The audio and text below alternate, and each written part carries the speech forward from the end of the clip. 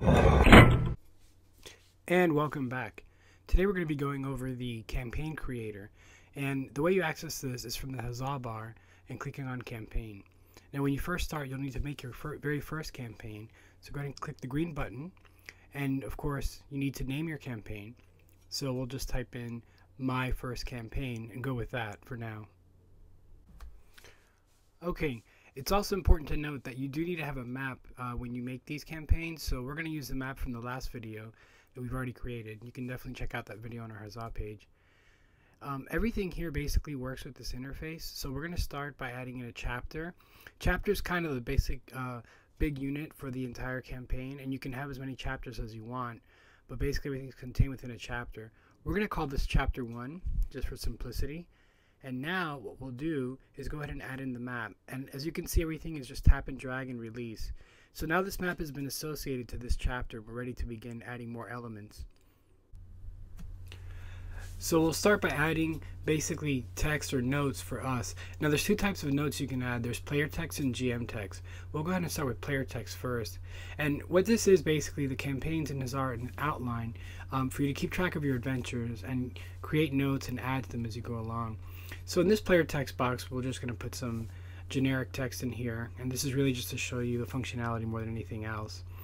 Once we finish typing in our text, we'll go ahead and press done, and you'll see that it'll populate inside this window. Next we'll add GM text, and again this is really for the GM's records and note keeping. So the goal with HazzaH is to make everything as paperless as possible. So we'll finish typing in the text here, and again this is just holder text really.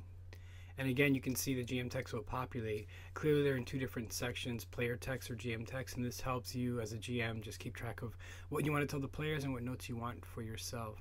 Next we're going to go ahead and add creatures to the map, or the campaign actually. So the way this works is you tap on the creatures and you can scroll through, and we'll just add a gelatinous cube because every map needs a gelatinous cube, I think.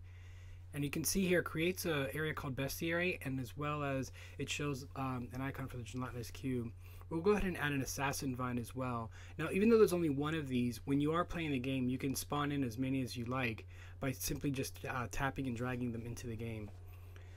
There's also other items that you can add, and each of these will create their own category in the campaign outline view. You can notice that we have our character that we created from another video, and we didn't have any NPCs, but we do have equipment, weapons, armor, and so forth. And again, these will all create their own categories. So we'll just go ahead and come back to equipment, and we'll add a backpack, drag and drop, and there it is. And you can see there's an equipment category as well now for these. You can now come out and look at everything by tapping the preview button, and you'll see this outline of your campaign. This is a nice way to just kind of look over everything and make sure you've gotten what you needed to. We'll come back here and just scroll up all the way to the top. Again, just reviewing what we've done so far. There are more things you can do, but that's basically a very general overview. Enough to get you started. The interface is very consistent and allows you to do multiple things. Next time we'll talk about joining a game and hosting a game using the HazzaH application and either iPhone or iOS device or Android device. Thanks. See you next time.